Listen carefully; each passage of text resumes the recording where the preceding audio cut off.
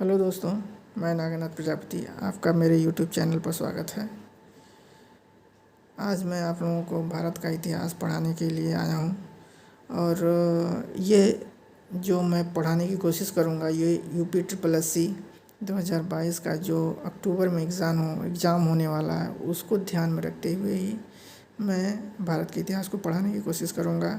जिस जिस टॉपिक से क्वेश्चन बनने की संभावना है उसको मैं फोकस करूँगा और जिससे संभावना ना के बराबर है या कभी उस पर क्वेश्चन बना नहीं है उसको मैं टच नहीं करूँगा।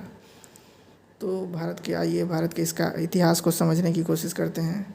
भारत के इतिहास को हम 3 भागों में बांट के देख सकते हैं। पहला प्राचीन भारत का इतिहास, फिर मध्य भारत का इतिहास और तीसरा क्या है, आधुनिक भारत का इतिहास। प्राचीन भारत के इतिहास को हम चालू करने की बात करें तो ये सिंधु घाटी सभ्यता से ही हम इसको चालू करने की कोशिश करेंगे, क्योंकि इसके पहले के जो टॉपिक्स हैं उससे क्वेश्चन बनने की संभावना ना के बराबर होती है और जो भी क्वेश्चन बनने की संभावना है वो सिंधु घाटी सभ्यता या इसके आगे वाले टॉपिक से ही बनने की संभावना है। तो आइए हम शुरुआत करते हैं। सिंधु घाटी सभ्यता क्या है? सिंधु घाटी सभ्यता सिंधु नदी के इर्द गिर्द जो भी सभ्यताएं पाई गईं, आज से लगभग 2500 साल पुरानी सभ्यताएं थीं, जो कि एक नगरीय सभ्यता थी। और ये सारी सभ्यताएं जो खोजी गईं वो सिंधु घाटी के इर्द गिर्द बसी हुई थीं। इसी वजह से इसे सिंधु घाटी के नाम से ही सिंधु घाटी सभ्यता बोला जाने लगा। इस सभ्यता को सिंधु घाटी सभ्यता के नाम से पुकारा गया क्योंकि इस सभ्यता से संबंधित प्रारंभिक पुरास्थल जैसे हड़प्पा, मोहनजोदड़ो, चान्होदड़ो, सिंधु तथा इसके सहायक नदियों के इर्द गिर्द मिले हैं। इस सभ्यता को हड़प्पा सभ्यता भी कहा जाता है क्योंकि इस सभ्यता से संबंधित पुरास्थलों में सर्वप्रथम हड़प्पा का उत्खनन हुआ था। इस सभ्यता को कांस्य युगीन सभ्यता भी कहा जाता है क्योंकि हड़प्पा वासियों ने ही सर्वप्रथम कांस्य निर्माण की जानकारी हासिल की थी। कांस्य युग होने के कारण इन लोगों ने जिस धातु का सबसे अधिक प्रयोग किया वो तांबा था, क्योंकि इन लोगों ने कांसे की खोज तो कर ली लेकिन उसका उतना उपयोग नहीं किए। ये लोग ज़्यादातर उपयोग करते थे तांबे का, और ये लोग लोहे के जानकारी से अपरिचित थे। लोहे की जानकारी इनको नहीं थी। लोहे की जानकारी कब हुई? वैदिक काल में। ऋग वैदिक काल आते आते लोहे की जानकारी धीरे धीरे उन लोगों को होने लगी कि लोहा जैसी चीज़ भी कोई होती है। इस सभ्यता को अर्थात सिंधु घाटी सभ्यता को आद्य ऐतिहासिक काल में शामिल किया जाता है। अब देखिएगा 3 काल होते हैं, प्रागैतिहासिक काल, आद्य ऐतिहासिक काल और ऐतिहासिक काल। इनको 3 कालखंडों में विभाजित करके देखते हैं। प्रागैतिहासिक काल क्या कौन सा काल होता है? ऐसी सभ्यता, ऐसा जो भी सभ्यता रही है जिसका उत्खनन से हमें पता चला है कि यहाँ एक सभ्यता रही है। तो जिस भी सभ्यता का कोई लिखित जानकारी नहीं प्राप्त हुई है और उसका विवरण केवल हम उसके प्राप्त अवशेषों के आधार पर करते हैं, उसके उत्खनन में प्राप्त अवशेषों के आधार पर ही करते हैं उसके कालखंड के विवरण की जानकारी, तो ऐसे सभ्यता को प्रागैतिहासिक सभ्यता कहते हैं, प्रागैतिहासिक काल कहते हैं ऐसे कालखंड को। लेकिन आद्य ऐतिहासिक काल किसको कहते हैं? आद्य ऐतिहासिक काल ऐसे कालखंड को कहते हैं जिसमें उत्खनन से प्राप्त सामग्रियों के साथ साथ लिखित साक्ष्य भी प्राप्त हुए हैं और ये लिखित साक्ष्य अभी तक पढ़े नहीं गए हैं। यानी जिससे लिखित साक्ष्य प्राप्त हुए हैं लेकिन पढ़े नहीं गए हैं और उसका विवरण केवल उसके उत्खनन सामग्रियों से किया गया है, तो इस प्रकार के कालखंड को आद्य ऐतिहासिक काल कहेंगे। जिसमें लिखित साक्ष्य नहीं मिला है, केवल सामग्रियाँ मिली उसी के आधार पर है, तो वो प्रागैतिहासिक का। जिसमें सामग्री के साथ साथ लिखित साक्ष्य भी मिले हैं लेकिन उस साक्ष्य को अभी पढ़ा नहीं जा सका है, ऐसे कालखंड को हम आद्य ऐतिहासिक कालखंड कहते हैं। लेकिन तीसरा कालखंड क्या है?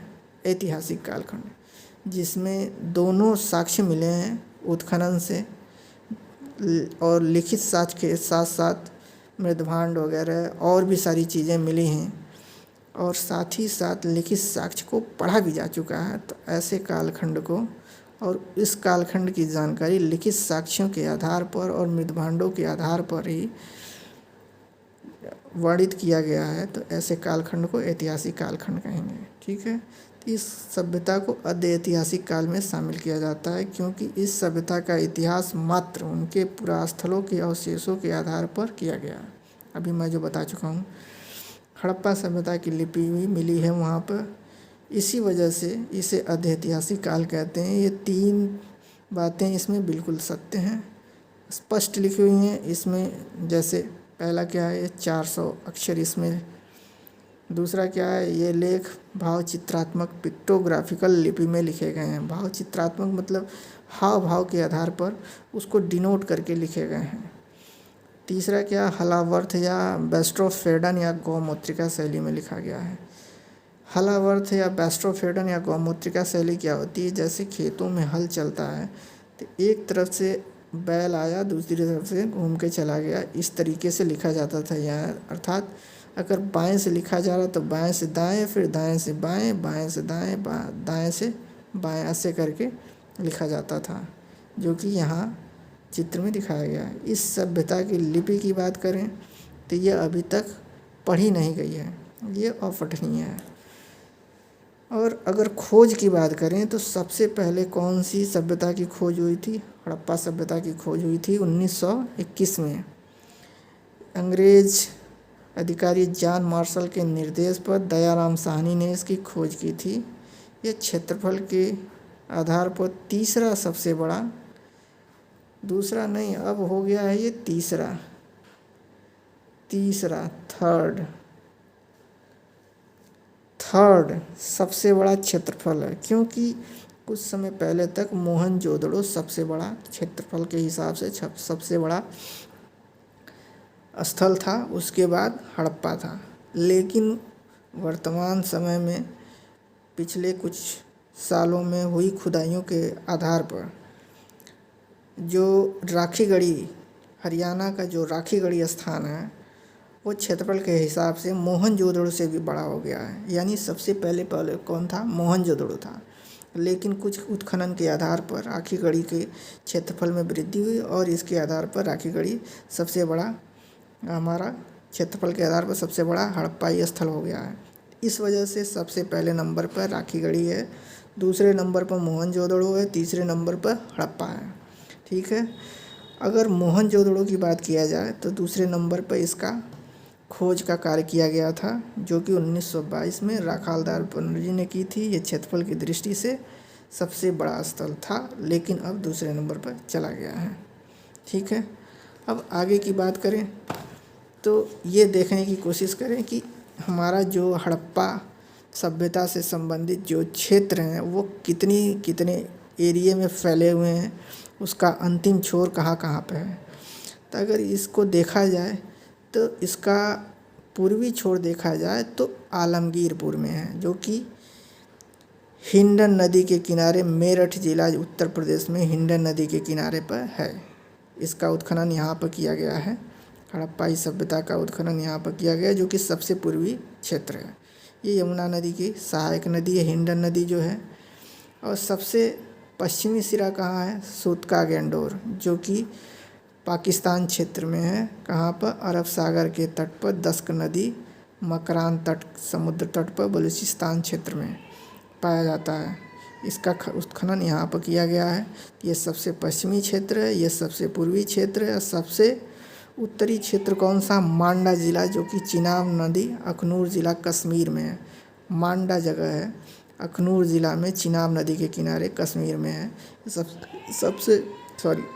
सबसे उत्तरी स्थल है। और सबसे दक्षिणी स्थल कौन सा, पहले भगवत राव था, जो कि किम नदी, गुजरात की किम नदी के तट पर था। लेकिन बाद में कुछ उत्खनन के बाद ये दैमाबाद सबसे दक्षिणी क्षेत्र हो गया है, क्योंकि दैमाबाद बाद में इसकी खुदाई पर पता चला कि ये भी हड़प्पा सभ्यता की ही, हड़प्पा सभ्यता से ही संबंध रखता है। इस वजह से इसको अब हड़प्पा सभ्यता का सबसे दक्षिणी छोर कहा गया।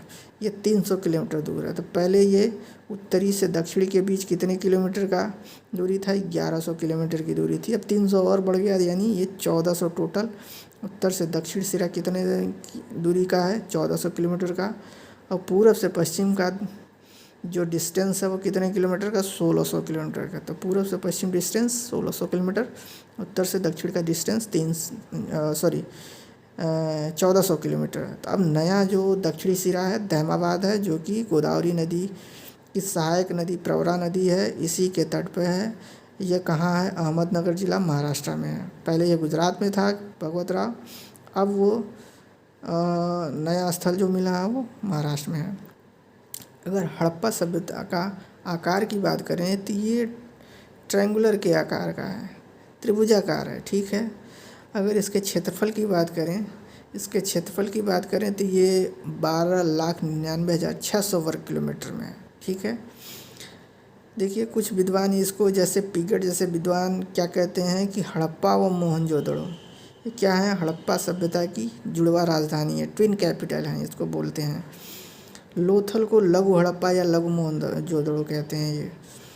और लोथल जो है ये कहाँ है, भोगवा नदी, ये भोगवा नदी कहाँ, अहमदाबाद ज़िला, खंभात की खाड़ी, गुजरात में है। तो भोगवा नदी के तट पर ही लोथल है। और यहीं से हमें क्या हुआ है, क्योंकि ये भोगवा नदी जो कि खंभात खाड़ी के तट के करीब है, ये बंदरगाह जैसे यहाँ पर स्थल हैं, इस वजह से यहाँ पर बंदरगाह, गोदीवाड़, जिसे डकयार्ड भी बोलते हैं या पत्तन भी बोलते हैं, इसके साक्ष्य यहाँ से मिले हैं, क्योंकि ये समुद्र तट पे है।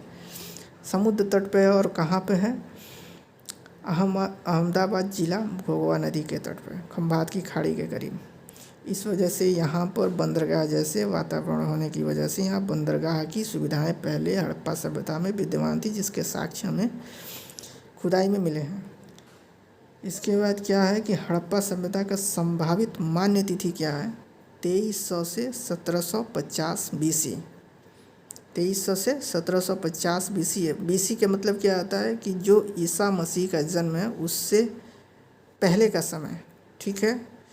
ईसा मसीह के जन्म से पहले का समय, अर्थात ईसा मसीह का जन्म जो होता है वो 20 वहाँ 0 मानते हैं, उसके पहले के समय को BC बोलते हैं, उसके आगे के समय को AD बोलते हैं, ठीक है। तो वहाँ से 2300 से 1750 वर्ष पहले ईसा मसीह के जन्म से, ठीक है। हड़प्पा सभ्यता का समाज कैसा है, स्त्री प्रधान, मैट्रियार्कल या मातृसत्तात्मक था, ठीक है। समाज जो था वो मातृसत्तात्मक था, लेकिन वहाँ पर किसका शासन था, तो वणिक वर्गों का ही शासन था, वहाँ पर कॉमर्शियल लोगों का ही शासन था, क्योंकि वो एक तरीके से नगरीकृत सभ्यता थी और वहाँ पर व्यापार वाणिज्य बहुत सुगम थे पश्चिमी देशों के साथ, जैसे मेसोपोटामिया हो गया, मिस्र हो गया, ठीक है, फारस हो गया, इन सबों के साथ इसका संबंध, व्यापारिक संबंध अच्छे थे। तो वणिक वर्गों का ही शासन था। हड़प्पा सभ्यता के वासियों में मातृदेवी की उपासना सबसे ज़्यादा लोकप्रिय थी।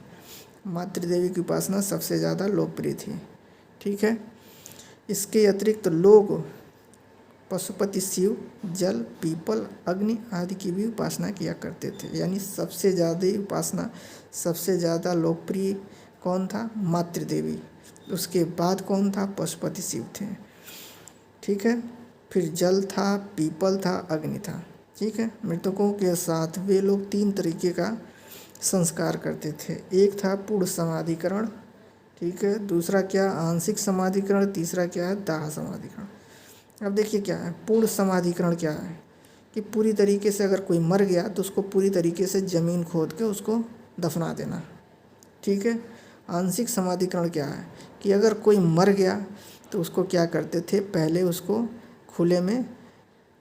खुले एरिया में छोड़ देते थे ताकि जीव जंतु, पक्षी वगैरह उनके मांस को खा सकें, और अंत में बचे हुए अवशेष को ये लोग दफनाते थे, ताकि उनका कहना था कि जीव जंतु, पेड़ पौधों, जीव जंतु, पशु पक्षियों का भी पेट भर सके मरने के बाद भी। इस वजह से ये लोग क्या करते थे, दफना देते थे आंशिक रूप से, जो बचा खुचा अवशेष होता था उसको।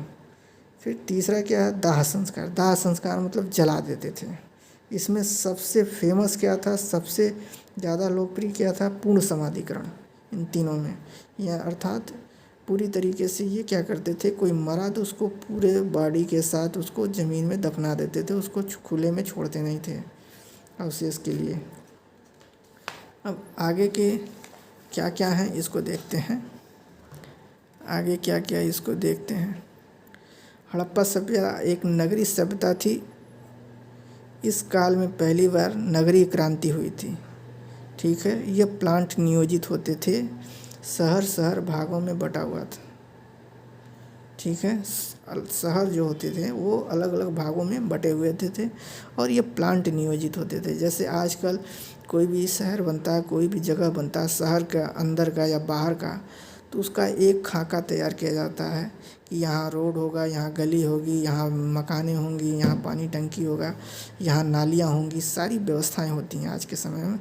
सेम वैसे ही ये चीज़ें हड़प्पा सभ्यता में थीं।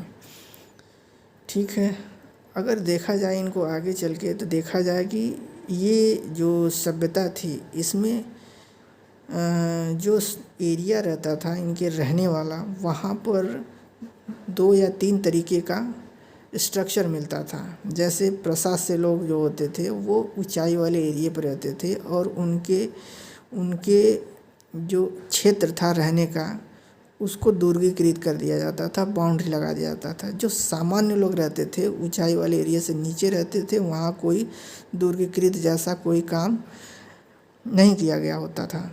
यद्यपि इसके अपवाद भी होते हैं। जैसे पूर्वी क्षेत्र में क्या होते थे, सामान्य लोग रहते थे और पश्चिमी क्षेत्र में जो कि ऊंचाई पर होता था इसमें प्रशासनिक लोगों के लिए जगह होती थी रहने के लिए, और पश्चिमी क्षेत्र क्या होता था, दुर्गीकृत होता था। इसके बाद भी इसमें कुछ अपवाद देखने को मिलते हैं। अब कौन कौन से अपवाद हैं ये देखिए। जैसे चानूदड़ो कहाँ है, सिंधु नदी के किनारे सिंध प्रांत में पाकिस्तान में ये जगह है। यहाँ कोई भी हिस्सा दुर्गीकृत नहीं है, जबकि आमतौर पर देखा जाता है कि पश्चिमी क्षेत्र जो होता है वो प्रशासनिक लोगों के लिए होता है और दुर्गीकृत होता है। लेकिन यहाँ पर कोई भी जो क्षेत्र है वो दुर्गीकृत नहीं है। ठीक है ना, दोनों हैं क्षेत्र, ये सामान्य लोगों के लिए है और ये प्रशासनिक लोगों के लिए है, लेकिन कोई भी हिस्सा दुर्गीकृत नहीं है। दूसरा अपवाद क्या है, कालीबंगा कहाँ है, राजस्थान में। ये कैसा है, ये इसमें दोनों हिस्से दुर्गीकृत हैं, ईस्ट वाला भी वेस्ट वाला भी। तीसरा अपवाद क्या है, दोनों अलग अलग दुर्गीकृत हैं, ये ध्यान रखना है। लेकिन तीसरा क्या है, तीसरा अपवाद के रूप में लोथल और सुरकोतदा में क्या है कि एक ही बाउंड्री है, वही बाउंड्री पूरे हिस्से को घेरे हुई है, ईस्ट और वेस्ट दोनों को एक साथ घेरे हुए हैं। यानी पूरी बाउंड्री जो है वो ईस्ट और वेस्ट को कवर किए हुए हैं, तो पूर्ण रूप से दुर्गीकृत है यहाँ पर। चौथा क्या है अपवाद, इसमें क्या है, जैसे धौलावीरा कहाँ है, गुजरात में है, गुजरात में। ठीक है, इसमें क्या है, ईस्ट और वेस्ट जो होता था क्षेत्र उसमें एक सेंटर क्षेत्र आ गया, सेंटर वाला। ठीक है ना, अब क्या है कि धौलावीरा में ये सेंटर और वेस्ट को लेके दुर्गीकृत किया गया, इसको बाउंड्री चलाई गई है। ठीक है, इस तरीके से यहाँ पर अपवाद के रूप में इतने सारी चीज़ें मिल गई, लेकिन सामान्य तौर पर ऐसा ही होता था। ठीक है, हड़प्पा सभ्यता में सड़कें 90 डिग्री पर काटती थी, जिससे पूरा शहर जाल सी पद्धति, ग्रिड ऑन मेथड या शतरंज के बोर्ड की भांति बिछे हुए शहर का परिदृश्य उत्पन्न करता था। अर्थात शतरंज की बोर्ड की भांति ये दिखता था, जाल सी पद्धति जैसी इसकी संरचना हो जाती थी, क्योंकि 90 डिग्री पर जो भी सड़कें होती थी, गलियां होती थी, वो एक दूसरे को 90 डिग्री पर काटती थी और बीच में जो भी जगह होता था वहाँ पर मकानें होती थी। इस काल में भवनों के दरवाजे प्रायः गली की ओर खुला करते थे, गली की ओर, न कि मेन रोड की तरफ। यहाँ की इस सभ्यता के जो लोग थे अपने मकान की दरवाजे जो थे वो गली की ओर खोला करते थे, न कि मेन सड़क की ओर। ठीक है, लेकिन जो लोथल है वहाँ पर एक अपवाद के रूप में दिखता है। लोथल अपवाद के रूप में है। यहाँ पर जितने भी भवन हैं इनके मकान के दरवाजे जो मुख्य दरवाजे हैं वो मुख्य सड़कों की ओर खुला करते हैं। ठीक है ना, एकमात्र अपवाद लोथल है जहाँ दरवाजे मुख्य सड़क की ओर खुला करते हैं। ठीक है, अब देखते हैं अन्य स्मरणीय तथ्य क्या क्या हैं। अन्य स्मरणीय तथ्य क्या क्या हैं जो याद रखने लायक हैं, ये इम्पोर्टेंट सारी चीज़ें हैं।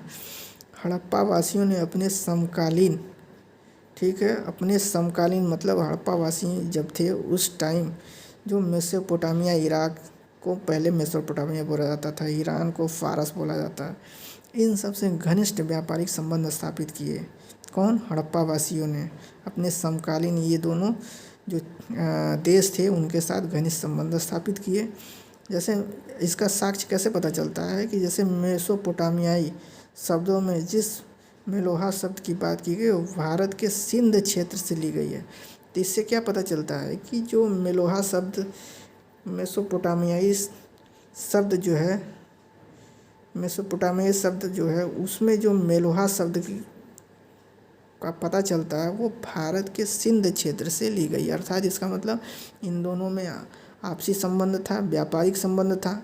इस वजह से कभी भी कल्चरल संबंध हो या व्यापारिक संबंध हो तभी आज अपने कल्चर का, भाषा का, हर चीज़ का आदान प्रदान होता है। तो इस वजह से पता चलता है इसका। अब देखा जाए कुछ और इम्पोर्टेंट चीज़ें क्या हैं। बंदरगाह के साक्ष्य देखा जाए कहाँ से मिले हैं, तो लोथल से बंदरगाह के साक्ष्य मिले हैं। विशाल स्नानागार कहाँ से मिला है, तो मोहनजोदड़ो से विशाल स्नानागार मिले हैं। ठीक है, विशाल स्नानागार कहाँ से मिला है, जैसे बंदरगाह के साक्ष्य लोथल से, विशाल स्नानागार मोहनजोदड़ो से, अन्नागार हड़प्पा मोहनजोदड़ो दोनों जगह से मिले हैं। अन्नागार, ठीक है, अन्नागार हड़प्पा मोहनजोदड़ो दोनों जगह से मिले हैं। अब कांसे की नर्तकी की मूर्ति कहाँ से मिला है, मोहनजोदड़ो से। जुते हुए खेत के साक्ष्य कालीबंगा से प्राप्त हुए हैं। ठीक है, अच्छे किस्म के जौ बनावली से, मिट्टी का बना खिलौना हल बनावली से, कुरिया मनका बनाने का कारखाना चांदूड़ो तथा लोथल से। कुरिया और मनका, कुरिया क्या होता था, गोल गोल होते थे, वो माला वगैरह बनाने के लिए काम आता था। कुरिया या मनका बनाने का कारखाना चांदूड़ो तथा लोथल से। अग्निकुंड के प्रमाण कालीबंगा लोथल से। अग्निकुंड, अग्निकुंड मतलब जिसमें आग प्रज्वलित की जाती थी, वैसे कुंड का प्रमाण कालीबंगा लोथल से। युग्म समाधान, युग्म समाधान मतलब एक साथ दो लोगों को दफना देना, ऐसे समाधान का मत ज्वाइंट पर्सन या ममी जिसको बोलते हैं। ममी मतलब मरी हुई शरीर। तो ऐसे दो लोगों को एक साथ एक जगह पर दफना देते थे। ऐसे साक्ष्य कहाँ से मिले, लोथल और कालीबंगा से। ठीक है, तो लोथल से क्या क्या मिला है, लोथल से एक मिला है डकयार्ड बंदरगाह के साक्ष्य। ठीक है, लोथल से मिला है युग्म समाधान। ठीक है, लोथल से क्या मिला, अग्निकुंड के प्रमाण मिले हैं। लोथल से क्या मिला, कुरिया मनका बनाने के साक्ष्य मिले हैं। ठीक है, लेकिन कालीबंगा से क्या क्या मिला है, कालीबंगा से जुते हुए खेत के साक्ष्य मिले हैं। ठीक है, कालीबंगा से युग्म समाधान या मम्मी, ये सब कालीबंगा से मिले हैं। ठीक है, इसके अलावा और भी कुछ तथ्य हैं जिसको याद रखने की ज़रूरत है। जैसे सेंधववासी मिठास के लिए शहद का प्रयोग करते थे। सेंधववासी मिठास के लिए शहद का प्रयोग करते थे। रंगपुर और लोथल से चावल के दाने मिले हैं। रंगपुर और लोथल से चावल के दाने मिले हैं। चावल के प्रथम साक्ष्य लोथल से ही प्राप्त हुए हैं। ठीक है, सिंधु घाटी सभ्यता में, ये किसकी बात हो रही है, सिंधु घाटी सभ्यता में बात हो रही है। सिंधु घाटी सभ्यता में चावल के प्रथम साक्ष्य कहाँ से मिले हैं, लोथल से। घोड़े के अस्थिपंजर सुरकोतदा, कालीबंगा, लोथल, इन तीन जगहों से मिले हैं घोड़े के अस्थिपंजर, सुरकोतदा, कालीबंगा, लोथल। ठीक है, यातायात के लिए ये लोग 2 या 4 पहिए वाली बैलगाड़ी या भैंसा गाड़ी का प्रयोग करते थे। सिंधु घाटी के नगरों में किसी भी मंदिर के अवशेष नहीं मिलते हैं। ठीक है, मंदिर में किसी भी नगर में मंदिर के अवशेष नहीं मिले हैं, इस चीज़ को ध्यान रखिएगा। मूर्ति पूजा की जाती थी लेकिन मंदिर के अवशेष नहीं मिले हैं। पशुओं में कुबड़ वाला सांड इस सभ्यता के लोगों के लिए विशेष पूजनीय था। ठीक है, कुबड़ वाला सांड। इस सभ्यता के लोग तलवार से परिचित नहीं थे। इस सभ्यता के लोग तलवार से परिचित नहीं थे। किससे परिचित नहीं थे, लोहे से परिचित नहीं थे, तलवार से परिचित नहीं थे। ठीक है, सिंधुवासी सूती और ऊनी वस्त्रों का प्रयोग करते थे। सूती और ऊनी वस्त्रों का ध्यान रखना, सूती और ऊनी वस्त्रों का प्रयोग करते थे। ठीक है। पूजा किसकी करते थे? कुंवड़ वाले सांड की पूजा करते थे। यहाँ मंदिर के अवशेष नहीं मिले हैं। पर्दा प्रथा और वेश्यावृत्ति सिंधु सभ्यता में प्रचलित थी। ठीक है। सिंधु सभ्यता के विनाश का संभवतः सबसे प्रभावी कारण बाढ़ को माना गया है। और भी बहुत सारे कारण हैं, लेकिन संभवतः इसको सबसे प्रभावी कारण बाढ़ को माना गया है। आग में पकी हुई मिट्टी को टेराकोटा कहा जाता है, जो कि ये लोग पका के हमेशा बर्तन के रूप में उसको यूज करते थे, और वही अवशेष ज़्यादातर मिलते हैं खुदाई में। ठीक है। भारतीय उपमहाद्वीप में कृषि के प्राचीनतम साक्ष्य, अगर भारतीय उपमहाद्वीप की बात की जाए तो इस चीज़ को ध्यान रखिएगा, ये हड़प्पा सभ्यता से संबंधित नहीं है। अभी तक का होल देखा जाए, अभी भारतीय उपमहाद्वीप की बात कर रहे हैं, हड़प्पा सभ्यता हो या जो भी सभ्यताएं रही हैं, उसमें कृषि के प्राचीनतम साक्ष्य कहाँ से मिले हैं? लहुरा देव संत कबीर नगर से। ठीक है ना। ये कब की बात है? हड़प्पा सभ्यता से पहले की बात है। ठीक है। जो नवपाषाण काल का युग है उस समय की बात है ये। ठीक है। तो ये 2-3 इम्पॉर्टेंट पॉइंट्स हैं जो कि नवपाषाण काल या हड़प्पा से संबंधित जो भी हैं, इनको हम नोट करते चलें, क्योंकि यहाँ से क्वेश्चन बनने की संभावना है। अब देखते हैं चावल के प्राचीनतम साक्ष्य कोल्डिहवा यूपी से प्राप्त हुए हैं। चावल के, ये भी हड़प्पा सभ्यता से पहले का है। ठीक है। ये हड़प्पा, ये दोनों जो पॉइंट्स हैं, ये दोनों पॉइंट्स हड़प्पा सभ्यता से संबंधित नहीं हैं, लेकिन यहाँ से क्वेश्चन बनते हैं, इस वजह से इसको मैं शामिल कर लिया हूँ। चावल के प्राचीनतम साक्ष्य कोल्डिहवा यूपी से प्राप्त हुए। कोल्डिहवा कहाँ है? संत कबीर नगर में। ठीक है। सॉरी, ये लहुरा देव संत कबीर नगर में, कोल्डिहवा यूपी में है, यूपी में इलाहाबाद के करीब। ठीक है। तो लहुरा देव से क्या मिले? कृषि के प्राचीनतम साक्ष्य। कोल्डिहवा यूपी से क्या मिले? चावल के प्राचीनतम साक्ष्य। हड़प्पा से तिल प्राप्त हुए हैं। बनावली से सरसों प्राप्त हुआ है। रंगपुर से धान की भूसी प्राप्त हुई है। कालीबंगा से चना प्राप्त हुआ। इतनी सारी चीज़ें इन जगहों से प्राप्त हुई हैं। इसको आप लोग याद रखिएगा। इसी में से क्वेश्चन बनने की पूरी संभावना होती है और बनते भी हैं। ठीक है। ओके, धन्यवाद।